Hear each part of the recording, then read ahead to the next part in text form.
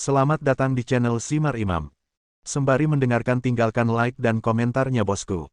Jangan lupa pasang headset kalian. Siapkan kopi dan camilan. Lupakan pahitnya kehidupan. Mari kita dengarkan sambil rebahan. Bab 16. Pukul setengah 10 malam, Chen Feng pulang kerja tepat waktu. Meskipun Zhang Xinyan tidak memberinya kunci, dia tetap membuka pintu dengan lancar. Zhang Xinyan terkejut saat mendengar suara pintu dibuka. Dia segera menarik bantal dari belakang dan memegangnya di pelukannya. Bagaimana kamu bisa masuk? Dia mengenakan piyama sutra putih, dan di bawah lampu trans, renda merah di dalamnya menjulang. Saya ingat saya belum memberikan kunci sialan ini, jadi mengapa dia masuk? Sebuah kenangan, mengingat kejadian penculikan kemarin. Orang ini juga muncul secara tidak terduga, nenek moyangnya pastilah seorang pencuri yang menyelinap masuk dan mengambil kunci. Sepertinya saya perlu mencari kesempatan untuk mengubah kunci ke faktor keamanan yang lebih tinggi. Chen Feng mengambil tikar dan sandal yang baru saja dibelinya dan berkata sambil tersenyum, itu hanya kunci. Di mataku, tidak ada perbedaan antara pintumu dan pintunya terbuka. Paman, hati-hatilah terhadap tiupan kulit. Bersandar di sofa, Wang Xinyao di sudut sedang memegang ponselnya dan menonton siaran langsung. Ia mengenakan pakaian hitam lengan pendek dan masih mengenakan celana sekolah. Ketika kakinya dilipat, lututnya hampir setinggi kepalanya, menunjukkan betapa panjang kaki gadis ini. Setiap kali saya membual, saya selalu mengatakan yang sebenarnya. Chen Feng mengganti sepatunya di depan pintu, mengenakan sandal jepit, dan berjalan keluar dengan langkah arogan yang akan memungkiri kerabatnya. Dia memandang Zhang Xinyan yang sedang memegang bantal, menatapnya dengan waspada dengan mata besarnya, dan segera tersenyum, saya belum melihat apapun, jadi apa gunanya menutupinya? Selain itu, Anda tidak bisa menutupinya, apakah aku bisa melihat pegunungan melalui pakaianmu? 83D. Saat pertama kali bertemu Zhang Xinyan, Chen Feng memamerkan kemampuannya melihat menembus pegunungan dan melaporkan ukuran payudara Zhang Xinyan. Namun Zhang Xinyan tidak mendengarnya saat itu, ketika dia mendengarnya lagi kali ini, dia menemukan bahwa data yang dilaporkan oleh Chen Feng akurat, yang membuatnya langsung tersipu. Kamu orang yang tidak tahu malu, apakah kamu mengintip celana dalamku? Zhang Xinyan sama sekali tidak percaya pada kemampuan melihat menembus pakaian. Dia sangat yakin bahwa Chen Feng, yang terkutuk, pasti mengintip celana dalamnya ketika dia tidak memperhatikan ukuran, kalau tidak, bagaimana bisa begitu akurat? Ini hanyalah orang mesum yang paling mesum. Wang Xinyao tampak bersemangat dan langsung duduk tegak, mengapa kamu melihat gunung melalui lapisan pakaian? Paman, kamu tidak bisa bertingkah seperti gangster kepada guruku. Meskipun sepertinya dia mengeluh kepada gurunya, dia siap mengambil keuntungan dari masyarakat. Lihatlah dirimu, kamu bahkan tidak percaya pada karakter pamanmu. Chen Feng menggelengkan kepalanya diam-diam dan berkata dengan ekspresi polos di wajahnya, yang disebut melihat gunung dari balik pakaian, adalah teknik rahasia yang diturunkan dari nenek moyang kita. Mencari naga dan berbagi emas untuk melihat gunung. Lapisan keterikatan adalah lapisan ujian. Maaf, saya keluar jalur, singkatnya, saya bisa menebak ukuran apapun dalam pakaianmu melalui pakaian, dan mimi tidak terkecuali. Sepertinya aku telah membaca terlalu banyak novel perampok makam yang membosankan akhir-akhir ini, bagaimana kamu bisa sampai pergi ke sana? Kentut, berhentilah membodohiku dengan ini, kamu hanyalah orang mesum yang tidak tahu malu. Zhang Xinyan sama sekali tidak percaya pada gagasan melihat-lihat pakaian, tetapi dia masih percaya bahwa Chen Feng telah melihat ukuran celana dalamnya. Karena bajingan sialan ini mencuri celana dalamnya, semakin dia memikirkannya, dia menjadi semakin kotor. Zhang Xinyan hampir pingsan saat dia memegang cincin merah muda di tangannya. Wang Xinyao, seorang pemakan melon, menjadi tertarik, dia menepuk dadanya dan berkata, Paman, lihat aku. Jika kamu benar, Guru Zhang dan aku akan mempercayaimu. Kamu. Chen Feng segera mencibir, apa yang bisa dilihat dari papan cuci yang belum dikembangkan. Wang Xinyao mencibir bibirnya, dengan ekspresi tidak senang di wajahnya. Dia dengan sengaja membusungkan dadanya dan berkata, kamu hanya membual. Jangan kira, kami memutuskan untuk menyebutmu mesum. Jangan memprovokasi saya. Chen Feng menyipitkan matanya dan berkata dengan tersenyum, bagaimana denganmu, 74A? Apakah aku benar? Wang Xinyao tampak sangat terkejut sesaat dan berseru, aku akan pergi. Paman, apakah kamu juga mengintip celana dalamku? Benar-benar mesum. Ini dia sungguh sebuah keterampilan ajaib. Pergi. Chen Feng kesal dan kembali ke kamarnya. Wang Xinyao bergegas ke sisi Zhang Xinyan dan berkata dengan penuh semangat, "Guru, saya benar-benar 74A." Zhang Xinyan tampak menghina. Paman dan keponakan ini sangat berpikiran terbuka sehingga dia tidak tahan lagi. Tapi melihat penampilan Wang Xinyao, sepertinya dia tidak berbohong. Crazy Chen, bisakah dia benar-benar melihat dia dan Wang Xinyao menerobos pakaian mereka? Benar-benar buruk. Pantas saja seringkali Chen Feng memandangnya dan dia selalu merasa seperti tidak mengenakan pakaian. Memikirkan hal ini, Zhang Xinyan melihat piyama putihnya, bahkan dia bisa melihat renda merah di dalamnya, apalagi Chen Feng yang mesum. Berganti pakaian. Setelah mengambil keputusan, dia bergegas kembali ke kamar. Setelah beberapa saat, Chen Feng membawa baskom berisi pakaian takwei yang baru saja dia ganti. Dia memandang Zhang Xinyan, yang telah berganti pakaian menjadi celana olahraga lengan pendek, dan tidak bisa menahan senyum. Tidak ada gunanya memakai apapun, kecuali Anda mengenakan baju besi. Apakah menurut Anda keterampilan yang telah saya latih selama lebih dari 10 bertahun-tahun telah terbuang sia-sia? Pergilah, ini yang kumiliki hari ini, cuci pakaianku. Melihat baskom yang diserahkan oleh Chen Feng, Zhang Xinyan menahan emosinya dan mengambilnya. Dia berjalan ke toilet dengan baskom dan memarahi Chen Feng ribuan kali di dalam hatinya. Wang Xinyao tercengang lagi dengan pemandangan ini.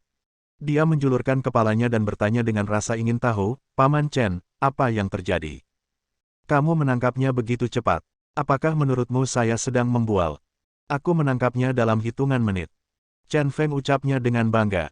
Dengan mata yang tajam, aku melihat semangkuk mie dan sebungkus rokok di atas meja makan. Wanita jalang ini telah menepati janjinya, dan dia tidak perlu khawatir tentang rokok atau makanan di masa depan.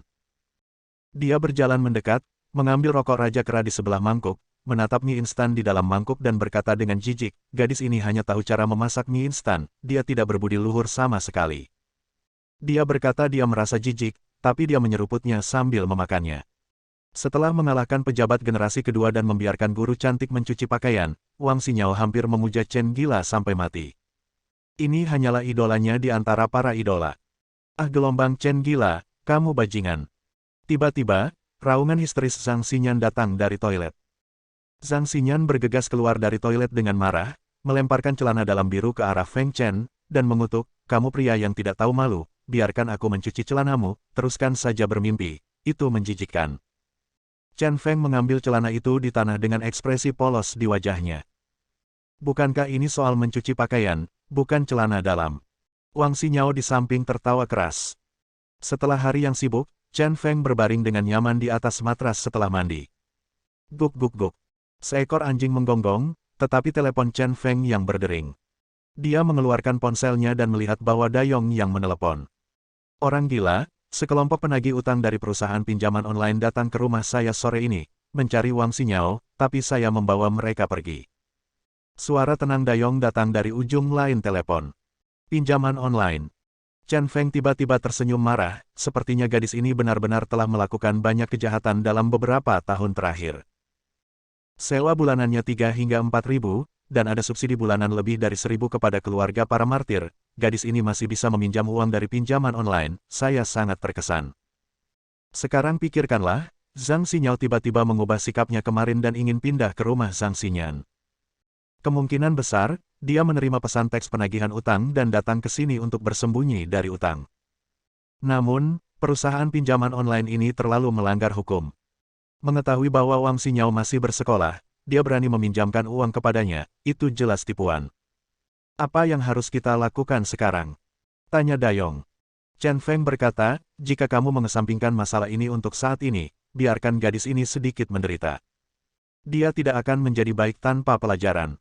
"Saya mengerti." Dayong melanjutkan, "Saya sudah berurusan dengan geng Tianlang. Saya telah menargetkan bos kecil, dan saya pasti akan mendapatkannya dalam 2 hari. Oke, terima kasih atas kerja keras Anda, tidurlah lebih awal." Segera setelah saya menutup telepon, saya menerima pesan teks yang panjang. Saat saya membuka isinya, saya melihat informasi tentang 3 penculik yang menculik Zhang Xinyan kemarin. Dikatakan bahwa ketiga orang ini awalnya adalah penjahat yang direkrut oleh geng Sirius dan berspesialisasi dalam pembunuhan, penculikan, dan pembakaran. Benar-benar geng Tianlang yang melakukannya. Jadi, geng Tianlang pasti akan mengambil tindakan nanti. Setelah berpikir sejenak, Chen Feng mengedit pesan teks dan membalasnya. Yang Wei, Tang Xiong, aku ingin semua informasi tentang mereka dan ayah mereka, serta hal-hal yang tidak dapat dilihat orang-orang ini. Bab 17. Keesokan harinya adalah hari Sabtu, akhir pekan yang indah. Wang Xinyao diam-diam menonton siaran langsung pria tampan itu di tengah malam dan tertidur hingga tengah malam. Chen Feng bangun pagi-pagi, dan mereka bertengkar dengan Zhang Xinyan sepanjang pagi, dan itu tidak berakhir sampai mereka membangunkan gadis berambut liar Wang Xinyao. Tidak ada hari libur saat mengantarkan makanan, setelah berganti pakaian pengantaran makanan, Chen Feng kembali bekerja. Zhang Xinyan sangat berdedikasi dan mulai mengajari Wang Xinyao, seorang gadis bermasalah, untuk mengatasi keraguannya. Saat akhir pekan tiba, Chen Feng menjadi lebih budis dalam hal mengantarkan makanan, menerima pesanan adalah hal kedua, dan fokus utamanya adalah melihat keindahan. Ada hal-hal tertentu yang perlu diketahui tentang kemana harus pergi untuk melihat keindahan seperti apa. Jika ingin melihat keindahan yang murni dan cantik, Anda harus pergi ke kota universitas. Keindahan di sini tidak hanya muda dan cantik, tapi juga belum berpengalaman, memancarkan suasana awet muda yang selalu membuat orang merasa bahagia seperti angin musim semi. Jika ingin melihat wanita cantik mengenakan pakaian yang modis dan seksi, tentu Anda harus pergi ke beberapa pusat perbelanjaan besar. Banyak dari wanita cantik yang berbelanja dengan hati-hati dan berpakaian lebih berani, dengan stoking melingkari kaki dan selempang di bahu, yang selalu membuat orang merasa bersemangat seperti meminum wine kental. Setelah berkeliling dalam waktu lama dan menerima selusin pesanan, Chen Feng dengan santai mengendarai sepeda motor listrik kecil dan mengakhiri hari. Guk. Saat pertama kali kami sampai di komunitas, ponsel di pelukan saya tiba-tiba berdering. Dia menyalakan telepon dan melihat bahwa itu adalah Wang Xinyao yang menelepon, dan dia langsung merasakan firasat buruk. Ada apa? Tanya Chen Feng sambil memegang sepeda motor listrik dengan satu tangan. Wang Xinyao jelas sangat cemas dan berkata dengan panik, Paman Chen, ini buruk, Guru Zhang dibawa pergi. Lebih berhati-hati, oleh siapa? Chen Feng mengerutkan kening. Wang Xinyao sedikit bingung, saya juga tidak tahu. Saya baru saja mendengar kepala sekolah menelepon Guru Zhang dan menyuruhnya untuk menskorsnya sementara. Tapi setelah beberapa saat, 5 orang berpakaian hitam datang. Mereka tidak terlihat seperti orang baik pada pandangan pertama. Pemimpinnya terlihat seperti dia bilang dia ingin membawa Tuan Zhang ke Su Xing KTV untuk menyelesaikan sesuatu. Su Xing KTV. Oke, saya mengerti, tetap di rumah dan jangan lari-lari. Chen Feng menutup telepon dan meningkatkan kecepatan mobil secara maksimal, sepertinya Yang Wei mengambil tindakan di belakang punggungnya. Juxing KTV, seperti namanya, adalah KTV milik ayah Zhang Xinyan. Membawa Zhang Xinyan ke sana, mungkin Yang Wei juga yang menekan ayah Zhang Xinyan untuk menangani masalah ini secara langsung. Sayangnya, sekarang sangat ramai. Tangkap dia. Chen Feng hendak memutar mobilnya ketika tiba-tiba, 7 atau 8 pria keluar dari pintu komunitas. Mereka agresif dan mengepung Chen Feng. Di koridor yang remang-remang, wanita berpakaian minim akan lewat sambil tertawa dari waktu ke waktu. Ada kotak KTV di kedua sisi, dan suara melolong terus terdengar. Zhang Xinyan mengikuti seorang pria parubaya, mengerutkan kening, jelas tidak menyukai suasana di sini. Dia tidak ingin datang pada awalnya, tetapi dia diberitahu bahwa Yang Wei dan Tang Xiong ada di sini untuk menyelesaikan masalah kemarin. Jika dia tidak datang, KTV ayahnya akan diblokir. Setelah dipikir-pikir, masalah ini masih perlu diselesaikan. Dengan adanya ayahnya Qi di sini, saya merasa agak percaya diri, jadi saya datang ke sini. Pria parubaya itu sebenarnya adalah paman Zhang Xinyan, Su Tiancheng, yang juga dianggap sebagai salah satu tetua masyarakat Pleiades. Dia adalah pria yang serius dalam berbicara dan berbicara. Pada akhirnya, Su Tiancheng membuka pintu kamar pribadi paling mewah, dan nyanyian yang sangat tidak menyenangkan dan tidak terdengar dari dalam. Yang Wei lah yang bernyanyi, dan dia bernyanyi dengan sangat baik. Melihat Zhang Xinyan masuk, dia meletakkan teleponnya, tersenyum sinis, dan terus menatap Zhang Xinyan. Hari ini, Zhang Xinyan mengenakan gaun tali ikat merah muda, stoking hitam, dan sepatu hak tinggi kristal. Dia sangat cantik hingga Yang Wei hampir ngiler. Zhang Xinyan masih mengerutkan kening dan menutup hidungnya dengan jari telunjuk kanannya. Bagian dalamnya berasap dan baunya tidak enak. Lampunya bahkan lebih redup, dan ada sekitar 7 atau 8 pria bertubuh besar berdiri di satu sisi. Ada 3 pria yang duduk di sofa di tengah, ditemani oleh 2 bartender yang terbuka. Salah satunya adalah Yang Wei yang bernyanyi, dan yang lainnya adalah Tang Xiong yang memiliki plester di tangan kirinya dan terlihat jelek. Ada juga seorang lelaki agak tua dengan rambut disisir ke belakang dan mata segitiga suram. Dia adalah ayah Zhang Xinyan, Zhang Shenghao.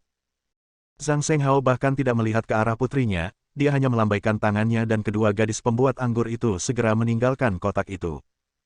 Su Tiancheng mematikan musik dan menyalakan lampu paling terang, dan seluruh kotak tiba-tiba menjadi terang. Xinyan, ayo duduk di sini. Dia akhirnya mendongak, tetapi tidak ada emosi di wajahnya. Zhang Shenghao tampaknya tidak terlalu peduli dengan putrinya yang tidak dia temui selama 3 tahun. Sikap seperti itu membuat Zhang Xinyan merasakan sakit di hatinya. Dia berdiri dengan keras kepala dan berkata dengan suara dingin, "Saya akan berdiri di sini saja dan mengatakan apapun yang ingin Anda katakan." Meskipun nadanya dingin, di bawah cahaya terang, dia bisa melihat dengan jelas. Rambut ayahku menjadi jauh lebih putih, dan kerutan di wajahnya juga semakin bertambah. Hanya dalam 3 tahun, ayahnya telah banyak berubah sehingga dia hampir tidak mengenalinya lagi. Dia tidak bisa menahan perasaan berkedut di hatinya, dan beberapa emosi mengalir tanpa bisa dijelaskan.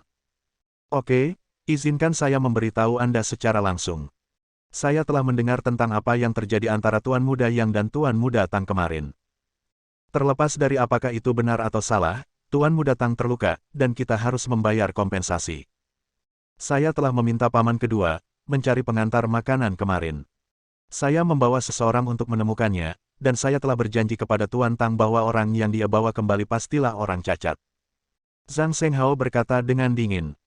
Setelah mendengar ini, Zhang Xinyan langsung merasa gugup dan khawatir terhadap Chen Feng. Masalah ini tidak ada hubungannya dengan Chen Feng. Ini semua salahku. Jika kamu mendatangiku, jangan sentuh Chen Feng. Dia bisa membuat ayahnya rendah hati. Dia mengerti bahwa dia meremehkan energi Yang Wei dan bahkan berpikiran sederhana saja. Situasi saat ini jelas sangat buruk, ayahnya jelas berusaha menangkap Chen Feng untuk menyenangkan Yang Wei. Perilaku seperti itu agak memalukan. Dengan cara ini, dia merasa sedikit kasihan pada Chen Feng. Dia tidak berharap Chen Feng melindunginya. Dia hanya meminta agar Chen Feng tidak terlibat. Bagaimanapun, penyebab kejadian itu semua karena dia. Sikap Zhang Xinyan memberikan ilusi kepada semua orang bahwa Zhang Xinyan sangat peduli pada Chen Feng. Terutama Yang Wei, yang mengejar Zhang Xinyan, langsung marah besar. Dia benar-benar tidak mengerti mengapa Zhang Xinyan menyukai pengantar makanan. Kalian benar-benar memiliki hubungan yang dalam. Aku harus membunuh pengantar makanan ini hari ini. Mari kita lihat apa yang bisa kalian lakukan. Yang Wei mengertakkan gigi dan bertanya pada dirinya sendiri berkali-kali, tetapi dia tidak tahu di mana dia tersesat. Tapi ada alasan mengapa dia datang ke wilayah Zhang Shenghao hari ini, karena dia menemukan kelemahan Zhang Xinyan. Kemarin, saya menghabiskan sepanjang hari meminta orang untuk menemukan kediaman Zhang Xinyan, namun akhirnya saya mengetahui identitas ayah Zhang Xinyan. Untungnya, Zhang Shenghao memiliki sesuatu untuk ditanyakan kepada ayahnya baru-baru ini. Ini adalah langkah yang bagus, tidak hanya menyelamatkannya dari banyak masalah, tetapi juga memberinya cara untuk menahan Zhang Shenghao. Zhang Shenghao telah patuh, dan menjatuhkan Zhang Xinyan jelas merupakan hal yang biasa. Terlebih lagi, Tang Xiong ada di sana untuk membantu hari ini. Setelah orang ini terluka, dia menjadi marah dan mengambil tindakan. Dia memanggil lebih dari selusin petugas polisi untuk menunggu di luar pintu. Dengan semua faktor ini, Zhang Xinyan tidak bisa lepas dari selangkangannya hari ini. Tang Xiong di samping berkata dengan sengit, "Di Qinzi, saya, Tang Xiong, tidak pernah mengalami penghinaan seperti itu. Izinkan saya memberitahu Anda, pengantar barang itu sudah mati dan tidak ada yang bisa menyelamatkannya." Tang Xiong, yang tidak pernah mengalami goresan sejak dia masih kecil, benar-benar mematahkan lengannya, yang tidak dapat dia tanggung. Menurutnya, pelakunya adalah Chen Feng.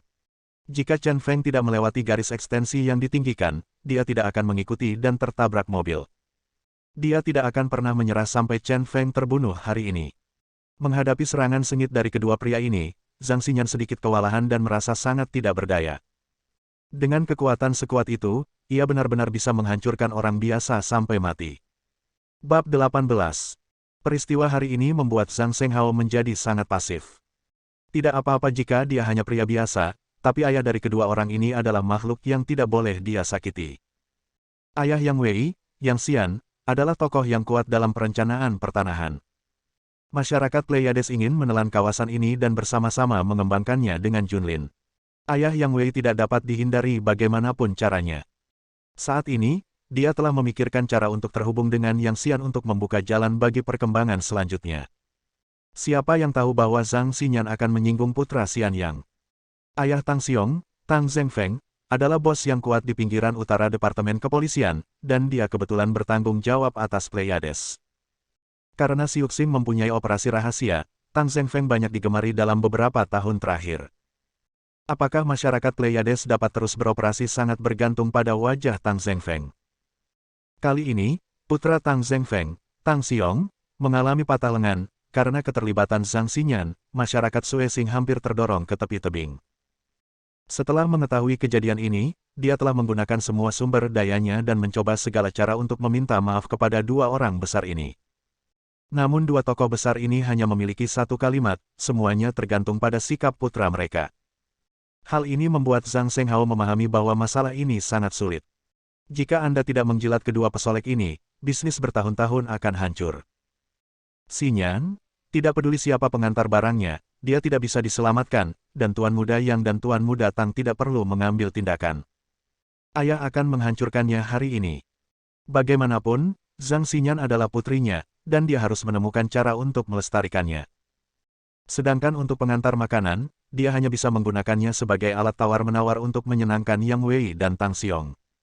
Kamu tidak bisa melakukan apapun yang kamu inginkan. Apakah kamu tidak takut hukum raja? Zhang Xinyan meraung tak berdaya dan emosional.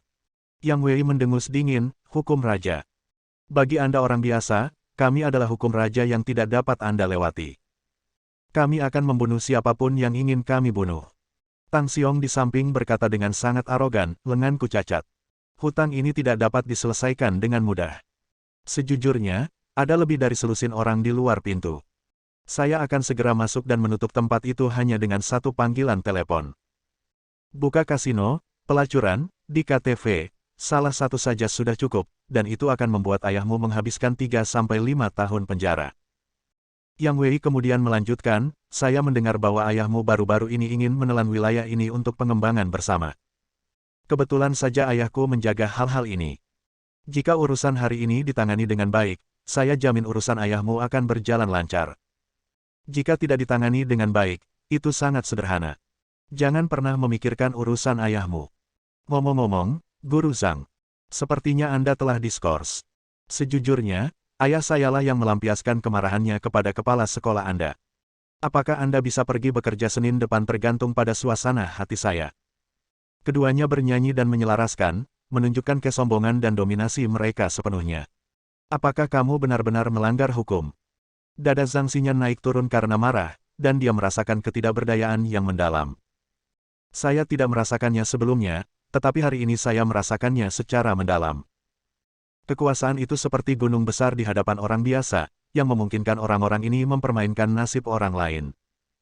Apakah mereka dapat mempertahankan industri ini di sini dan apakah ayah mereka berhasil bertransformasi dan berkembang bergantung pada wajah Yang Wei dan Tang Xiong? Bisa atau tidaknya Anda terus menjadi guru, semuanya bergantung pada perkataan Yang Wei. Apakah menggelikan bahwa setelah bertahun-tahun kerja keras dan dedikasi terhadap profesi guru, tidak ada gunanya menerima kata-kata biasa dari orang lain? Jejak harga diri yang terakhir diinjak-injak dan dirusak. Terus terang, semuanya sekarang tergantung pada sikap Anda sendiri, yaitu, haruskah Anda mematuhi Yang Wei dan tidur dengan pria tak tahu malu ini? Masa depan industri ayahnya, karirnya sendiri, dan nyawa Chen Feng semuanya harus ditukar dengan tubuhnya sendiri. Sangat menyedihkan, sangat konyol. Hati Zhang Xinyan langsung putus asa. Dia secara naluriah menatap ayahnya, matanya yang berkaca-kaca tak berdaya mencari dukungan. Saya ingat ketika saya masih kecil, apapun yang terjadi, ayahnya akan selalu melindunginya dari angin dan hujan. Hujan turun dan dia tidak membawa payung. Ayahnya menggunakan pakaian untuk melindungi dirinya dari hujan. Kakinya terpelintir. Ayahnya menggendongnya di punggungnya dan berjalan jauh ke rumah sakit. Saat dia memikirkannya, air mata menutupi seluruh matanya. Zhang Shenghao mengangkat kepalanya dan menatap putrinya. Tiba-tiba, senyuman lembut yang sangat familiar bagi Zhang Xinyan muncul di wajahnya yang galak. Zhang Xinyan tercengang. Dia tidak melihat senyuman seperti itu selama bertahun-tahun. Namun ketika saya masih kecil, saya sering melihat ayah saya ketika dia ingin melindungi dirinya sendiri. Dia sepertinya memahami sesuatu, dan dalam sekejap, dia menangis. Nak, jangan menangis. Ayahku telah membuat banyak kesalahan dalam hidupnya. Dia ingin menjadi orang baik di kehidupan terakhirnya, tetapi dia seringkali tidak bisa menahan diri. Zhang Shenghao berdiri dan mengambil botol bir di atas meja. Dan memukul kepalanya sendiri. Tiba-tiba, darah mengucur dari kepalanya. Dia tersandung dan hampir jatuh di sofa. Bos. Pria berpakaian hitam di ruangan itu tiba-tiba panik. Tapi Zhang Shenghao mengangkat tangannya dan menghentikan mereka. Ayah. Tanpa mempedulikan hal lain, Zhang Xinyan bergegas dan mendukung Zhang Shenghao bersama Su Tiancheng. Adegan ini mengejutkan Yang Wei dan Tang Xiong. Orang tua ini agak kejam bahkan terhadap dirinya sendiri. Darah mengalir melalui mata Zhang Shenghao, dan dia berkata dengan dingin, insiden itu disebabkan oleh putri saya dan pengantar makanan. Pengantar makanan akan segera ditangkap dan dibawa kepada Anda, dan saya akan menanggung hukuman yang pantas diterima putri saya untuknya. Tidak ada ayah di dunia ini yang tidak mencintai putrinya. Setelah tidak bertemu dengannya selama 3 tahun, Zhang Shenghao hanya tidak ingin dirinya yang kotor menyentuh dunia putrinya. Dia sudah tua dan telah melewati usia berkelahi dan membunuh. Saya hanya ingin menjadi orang baik sekali saja dan meninggalkan warisan tanpa rasa khawatir untuk putri saya. Itu saja. Sekarang, karena dipaksa dalam situasi ini oleh dua pria ini, aku hanya bisa mempertaruhkan nyawaku untuk melindungi putriku. Tang Xiong menunjuk ke lengannya dengan acuh tak acuh dan berkata, Bos Zhang, apakah menurut Anda putri Anda akan baik-baik saja jika Anda memberi diri Anda sebotol anggur? Bukankah Anda terlalu naif? Dia telah mematahkan lengannya, bagaimana dia bisa memulihkannya dengan mudah? XV. Tentu saja, Yang Wei tidak akan menyerah. Tujuannya adalah tidur dengan Zhang Xinyan. Apa artinya orang tua ini memberi dirinya sebotol anggur? Dia berkata dengan sinis, sepertinya Bos Zhang tidak tulus. Jangan salahkan kami karena tidak mempedulikan kebaikan kami saat itu. Mendorong Su Yacheng pergi dengan satu tangan, Zhang Shenghao lengah dan mengambil sebotol anggur lagi dan mengayunkannya ke kepalanya. Turun. Suara, bang. Darahnya semakin melonjak, dan darah yang mengalir menutupi seluruh wajahnya. Saya linglung dan tiba-tiba duduk di sofa. Dia menatap Yang Wei dan Tang Xiong dengan muram dan berkata, bagaimana? Apakah tidak apa-apa? Ayah, tolong, jangan seperti ini. Paman, panggil ambulans. Melihat ayahnya yang kepalanya penuh dengan darah, Zhang Xinyan menangis, seperti mata air yang memancar, tangan dan kakiku gemetar tak berdaya. Yang Wei dan Tang Xiong sama-sama tercengang. Orang tua ini sangat putus asa untuk hidupnya. Su Tiancheng baru saja mengeluarkan ponselnya untuk memutar nomor 120, tetapi dihentikan oleh Zhang Shenghao. Zhang Shenghao bertanya lagi pada Yang Wei dan Tang Xiong, jika tidak berhasil, kamu dapat melakukannya lagi. Saya hanya meminta kamu untuk melepaskan putriku. Ayah. Zhang Xinyan menangis lebih keras, hampir kehabisan napas. Kebencian yang pernah kumiliki terhadap ayahku telah hilang, tidak lagi. Bab 19. Tang Xiong tidak bersimpati dan berkata dengan dingin, Bos Zhang, apa yang kamu lakukan? Jika kamu hanya menyalahkan dirimu sendiri sampai mati, apa gunanya? Biar ku beritahu, hanya Zhang Xinyan dan petugas pengantar makanan yang bisa menyelesaikan masalah hari ini. Yang lain tidak bisa menyelesaikannya. Saat dia mengatakan itu, dia mengeluarkan telepon, memutar nomor dan meraung di ujung telepon yang lain, masuk, tangkap orang, tutup tempat ini. Suasana tiba-tiba menjadi mencekam. Jika polisi ketika petugas masuk, keadaan menjadi lebih buruk. Tang Xiong sebenarnya tidak ingin memperburuk keadaan, lagi pula, tujuan Yang Wei adalah bermain dengan Zhang Xinyan, dan tujuannya adalah untuk membalaskan dendam lengannya. Seorang bos berkulit hitam membuka dua lubang di kepalanya dan hanya ingin menyelesaikan masalah, tetapi pemikirannya terlalu sederhana. Dia hanya bertaruh bahwa di bawah tekanan seperti itu, dia akan memaksa lawannya untuk menyerah. Cara ini telah dicoba berulang kali sebelumnya, dan telah banyak menginjak-injak orang. Kali ini tidak terkecuali. Berhenti. Zhang Xinyan meraung histeris, membuka tangannya, dan berdiri di depan Zhang Shenghao. Seluruh ruangan pribadi langsung sunyi. Tang Xiong diam-diam senang. Sepertinya taruhannya benar. Gadis cantik Zhang Xinyan ini tidak bisa menahannya. Mata Zhang Xinyan dipenuhi dengan kebencian dan keputusasaan, dan dia meraung, Yang Wei, bukankah kamu hanya ingin tidur denganku? Aku akan membiarkanmu tidur, tapi jangan sentuh ayahku. Dia berkompromi dan tidak peduli dengan hal lain, dia hanya ingin ayahnya baik-baik saja. Jika aku mengatakan ini sebelumnya, semuanya akan berakhir. Tuan Tang, teleponlah dan minta orang-orang dari luar untuk tidak masuk. Bagaimanapun, ini adalah wilayah ayah mertuaku. Yang Wei tiba-tiba menjadi sangat gembira dan menunggu lama sekali hanya untuk kalimat ini. Tang Xiong mengangguk dan hendak menelepon lagi ketika dia melihat Zhang Shenghao berdiri perlahan. Matanya yang merah darah sangat suram, dan dia berkata dengan dingin, meskipun kamu memiliki latar belakang, apakah kamu benar-benar ingin memaksa putriku melakukan ini? Kelinci akan menggigit orang ketika mereka sedang cemas. Aku dapat memberitahumu secara bertanggung jawab. Jika kamu menyerahkan putriku, aku akan punya cara untuk membuatmu mati mengenaskan di jalan suatu hari nanti. Kamu mengira aku telah bersekongkol selama bertahun-tahun dengan sia-sia. Aku akan memberimu sedikit wajah. Apa kamu benar-benar berpikir aku takut padamu? Melihat dia sangat lemah, Zhang Shenghao bersikap tegar saja. Skenario terburuknya adalah ikannya mati dan jaringnya putus, dan putrinya tidak mungkin bisa disentuh. Hanya saja 2 pukulan tadi agak keras, sekarang kepalanya pusing dan dia tidak tahu berapa lama dia bisa bertahan. Orang tua, apakah kamu berani mengancam kami? Ekspresi Yang Wei berubah sangat jelek. Tanpa diduga, Zhang Xinyan berkompromi, tetapi lelaki tua ini menjadi batu sandungan. Namun, dia juga sedikit khawatir, lagi pula, pihak lain adalah seorang gangster, dan akan sulit untuk menjaga dari niat jahat apapun. Tang Xiong jauh lebih mendominasi daripada Yang Wei. Ketika dia mendengar ancaman itu, dia berkata dengan nada menghina, saya belum pernah melihat pria kulit hitam bermain dengan pria kulit putih. Kurung orang tua seperti Anda dan mati di penjara. Saya akan lihat bagaimana kamu bisa melakukan sesuatu yang jahat padaku. Setelah semua kesenangan, tidak ada alasan untuk kembali takut. Bagi Tang Xiong, bukan saja dia tidak takut, tetapi dia juga menganggapnya cukup menarik. Dia hanya menyukai kegembiraan. Jika Zhang Shenghao terus bergumam di sana, dia akan meremehkan bos geng ini. Jika Anda keluar untuk melawan, Anda akan bersenang-senang, dan jika Anda dipermainkan sampai mati, Anda akan merasa lebih baik. Jangan bergerak. Pada saat ini, pintu dibuka dan 3 pria berseragam bergegas masuk. Di antara mereka, pria berwajah bulat yang memimpin menatap dengan tatapan mengancam, tampak seperti seorang pejabat. Dia berjalan ke arah Tang Xiong, menundukkan kepalanya, tersenyum, dan berkata dengan pandangan berkaki anjing, Tuan Tang, orang-orang telah menguasai lantai ini.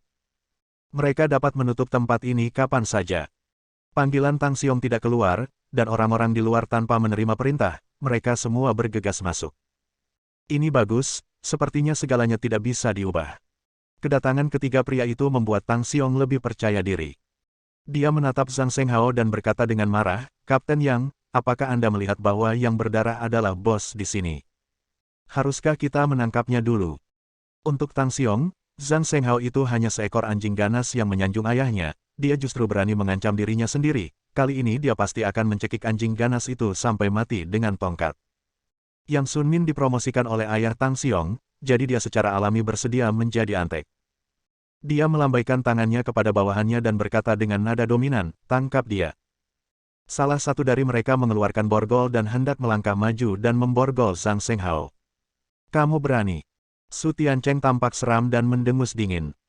Mendengar suara tersebut, 7 atau 8 pria berbaju hitam langsung melangkah maju, masing-masing dengan sikap garang. Bagaimanapun, ini adalah wilayah masyarakat Pleiades. Agak tidak masuk akal jika bosnya dibawa pergi tanpa bisa dijelaskan. Oh, aku pergi. Yang Sun Min segera menjadi marah, wajahnya bersinar, dia mengeluarkan pistol dari pinggangnya, mengarahkannya ke Su Tiancheng dan berkata, apakah kamu berani menyerang polisi? Saya ingin melihat apakah kamu bisa, dengan senjata di tanganku. Suasana tiba-tiba menjadi sangat tegang, kedua belah pihak saling berperang, dan tidak ada yang mau menyerah. Semuanya, jangan bergerak. Pada saat ini, sosok terpenting, Zhang Shenghao, menahan rasa pusing dan mengangkat tangannya dengan susah payah. Jika dia benar-benar menyerang polisi, dia akan membawa masalah ini ke titik yang tidak bisa diubah. Pergi, tangkap mereka. Mari kita lihat siapa yang berani bergerak. Sungguh pemberontakan. Melihat Zhang Shenghao menunjukkan kelemahan, Yang Sun Min segera menjadi kuat dan melambai kepada anak buahnya, dan pria yang diborgol berjalan menuju Zhang Shenghao lagi. Tidak. Zhang Xinyan membuka tangannya dan terus melindungi ayahnya. Pada saat ini, Yang Wei mengedipkan mata pada Tang Xiong, lalu melirik Zhang Xinyan. Tujuannya adalah untuk menyingkirkan Zhang Xinyan, bahkan jika Zhang Shenghao ditangkap, tidak ada gunanya. Kapten Yang, tunggu sebentar. Tang Xiong langsung mengerti maksud Yang Wei, menatap Zhang Xinyan yang melindungi Zhang Shenghao, dan bertanya lagi, Zhang Xinyan, aku memberimu satu kesempatan terakhir, apakah kamu ingin melihat ayahmu ditangkap seperti ini? Zhang Xinyan terisak, dan tubuhnya yang gemetar tiba-tiba menjadi kaku. Dia berbalik dan menatap ayahnya, yang rambutnya berlumuran darah dan matanya sedikit bingung, merasa sangat tertekan. Banyak gambaran yang tiba-tiba muncul di benaknya. Dia sedang menunggangi kepala ayahnya dan bermain di taman. Ayahnya mengantarnya ke taman kanak-kanak dengan sepeda. Ayahnya menggunakan pakaian untuk melindunginya dari hujan. Gambar-gambar itu hangat sekali. Ayah, berjanjilah padaku, kamu akan menjadi orang baik kali ini. Zhang Xinyan tersenyum pada ayahnya dan kemudian menoleh. Senyumannya langsung berubah menjadi mata dingin, dan dia hanya menatap Yang Wei, lalu dia melepas pakaian dari dadanya. Mengungkapkan sepotong bra putih bersalju, dan bra rendah hitam. Biarkan ayahku pergi dan penuhi janjimu. Sekarang, pergilah ke kamar pribadi di sebelah bersamaku dan lakukan apapun yang kamu mau. Zhang Xinyan meraung keras, histeris. Karena kamu tidak bisa menolak, patuhi saja. Paling buruk, dia bisa melindungi ayahnya sepenuhnya. Zhang Shenghao sudah sedikit bingung, telinganya berdengung, dan dia tidak bisa mendengar dengan jelas apa yang dikatakan Zhang Xinyan. Hanya melihat punggung putriku, secara naluriah aku merasakan sakit di hatiku. Xinyan. Su Tiancheng hendak bergerak, tetapi Yang Sun Nian mengarahkan pistol ke kepalanya lagi. Yang Sun Nin berteriak dengan kejam, jangan bergerak, dan kamu, jika ada yang bergerak, saya akan menghajarnya sampai mati. 7 atau 8 orang, tidak ada yang berani bergerak tanpa perintah. Adegan itu sepenuhnya dikendalikan oleh Yang Wei. Menatap salju putih, mata Yang Wei hampir berbintang. Tuanmu datang, tunggu sampai saya selesai sebelum saya membiarkan orang-orang mengungsi. Dia hampir menjadi gila menunggu saat ini. Dia benar-benar ingin melahap gadis cantik Zhang Xinyan ini. Saya tidak tahu bagaimana rasanya tumbuh menjadi wanita seperti itu. Tang Xiong berkata dengan seringai di wajahnya, mainkan lebih lama dan ubah beberapa trik lagi agar lada kecil ini tidak akan terlalu kuat di masa depan.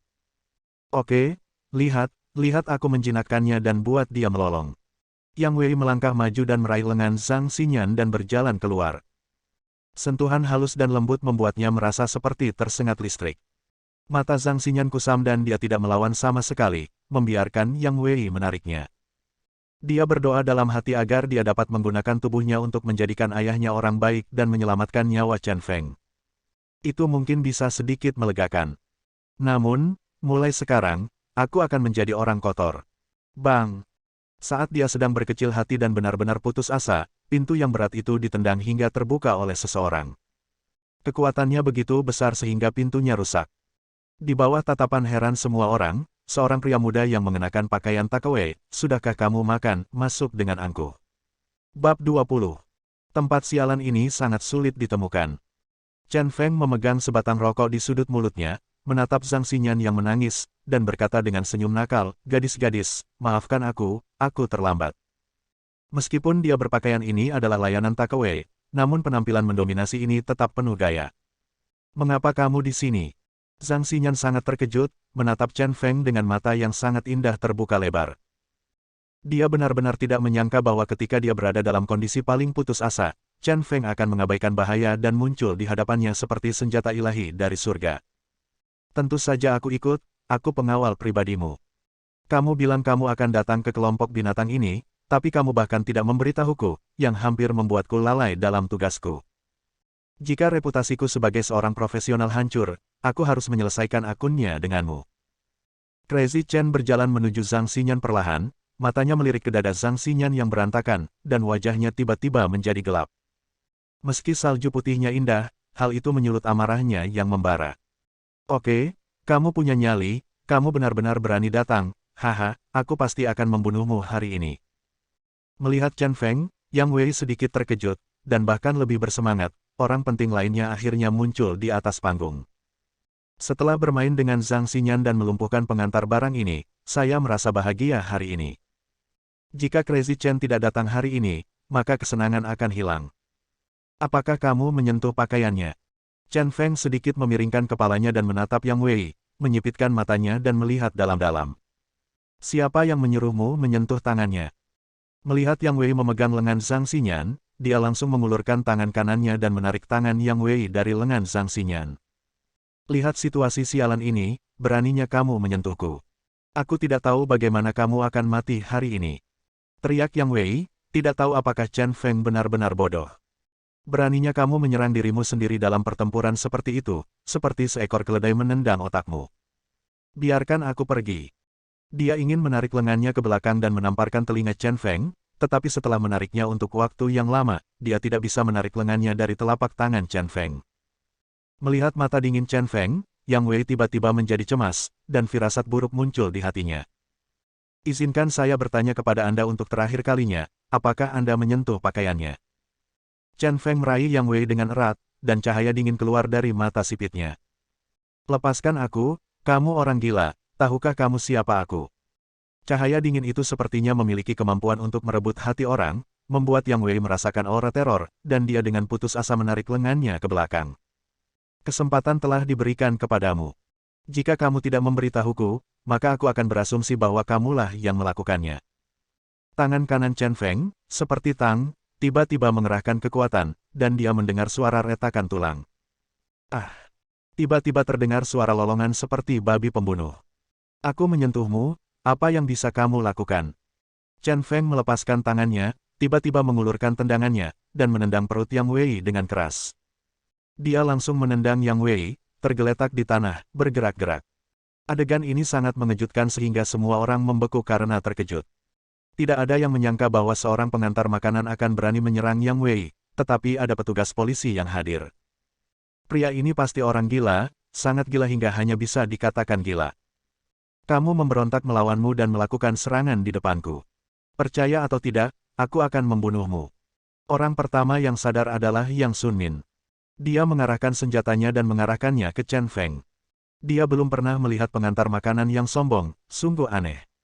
Melihat pistol di tangan Yang Sun Min, Chen Feng menyipitkan matanya dan terlihat santai, dia tidak memandang Yang Sun Min sama sekali dan tidak menganggapnya serius sama sekali. Dia memandang Zhang Xinyan dengan hangat, mengulurkan tangannya dan menarik pakaian Zhang Xinyan yang terbuka, menghalangi cahaya musim semi yang terbuka. Aku baru mengenalmu selama 3 hari. Lihat apa yang telah kamu lalui dalam 3 hari itu. Menjadi cantik adalah dosa. Sepertinya kamu memiliki beberapa dosa yang tidak bisa diampuni. Kata Chen Feng perlahan, dan menghapus air mata, dengan ibu jari kanannya. Air mata mengalir di sudut mata Zhang Xinyan.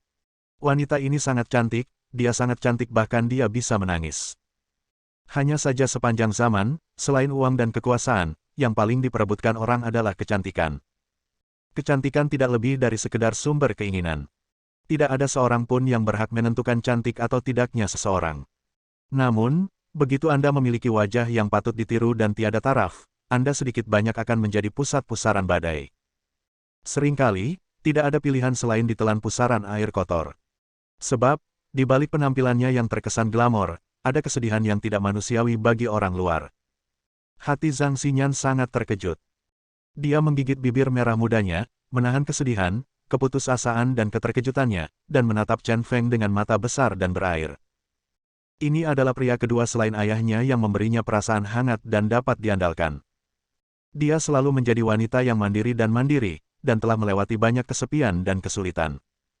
Tetapi saat ini, saya ingin menjadi seorang wanita kecil dan bersandar di bahu Chen Feng. Dia harus menahan perasaan ini karena dia tidak ingin diejek oleh hal sialan ini. Dia hanya bisa berpura-pura santai, mengganti topik pembicaraan dan berkata dengan lembut, "Di mana paman kedua saya?" Ayahnya berkata bahwa dia meminta paman keduanya untuk memimpin orang untuk menangkap Chen Feng. Sekarang Chen Feng tampak aman dan sehat, ini membuatnya merasa kasihan pada paman keduanya. Khawatir tentang keselamatan. Lagi pula, dia telah melihat kemampuan bertarung abnormal orang ini. Paman keduamu. Chen Feng berpikir sejenak dan tiba-tiba menyadari, ketika saya kembali ke lantai bawah komunitas, sekelompok 7 atau 8 orang mengelilingi saya. Pemimpin di antara mereka dipukuli habis-habisan oleh saya. Saya rasa begitu seharusnya menjadi paman keduamu. Tentu saja itu bukan perkiraan. Chen Feng mendorong paman kedua Zhang Xinyan, Zhang Deva, ke tanah dan memukulinya dengan kasar. Dia bertanya tentang asal-usulnya dan mengetahui bahwa dia adalah paman kedua Zhang Xinyan. Dia cukup marah pada saat itu, bagaimanapun, dia tidak punya dendam dengan masyarakat Xing Xing, dan dia juga membantu Zhang Xinyan. Tidak apa-apa jika Sue Xinghui tidak membalas kebaikannya, bagaimana dia bisa kejam padanya. Namun, begitu dia masuk dan melihat Zhang Shenghao dengan kepala berlumuran darah, sebagian besar amarahnya hilang. Lupakan saja, mungkin mereka akan menjadi satu keluarga di masa depan. Keduanya mengobrol seperti ini, memperlakukan orang-orang di ruangan itu sebagai bukan apa-apa. Zhang Shenghao, yang merasa pusing, baru saja sadar dan melihat dengan jelas apa yang telah dilakukan Chen Feng. Dia sangat terkejut. Pemuda ini memancarkan aura yang belum pernah dia lihat sebelumnya bahkan setelah bertahun-tahun berada di sana. Itu adalah rasa kagum yang tak terlukiskan. Orang-orang yang dibawa oleh saudaranya Zhang Deva ke sana semuanya adalah anggota lama masyarakat Pleiades, bukan gangster biasa. Dan fakta bahwa pemuda yang mengantarkan makanan ini datang ke sini dengan selamat sudah menjelaskan sesuatu. Memang benar orang tidak bisa dinilai dari penampilannya. Siapa yang percaya kalau pengantar makanan bisa sekuat itu? Dia sekarang menyesal telah dengan ceroboh meminta Zhang Deva untuk menangkap pemuda ini, yang mungkin merugikan diri sendiri. Yang Sun Min, yang diabaikan, segera menjadi sedikit marah, dia mengarahkan pistolnya ke depan dan berteriak, "Bajingan kecil, apakah kamu tuli? Percaya atau tidak, aku akan membunuhmu. Tembak jika kamu berani." Chen Feng tiba-tiba menoleh dan berteriak dengan dingin.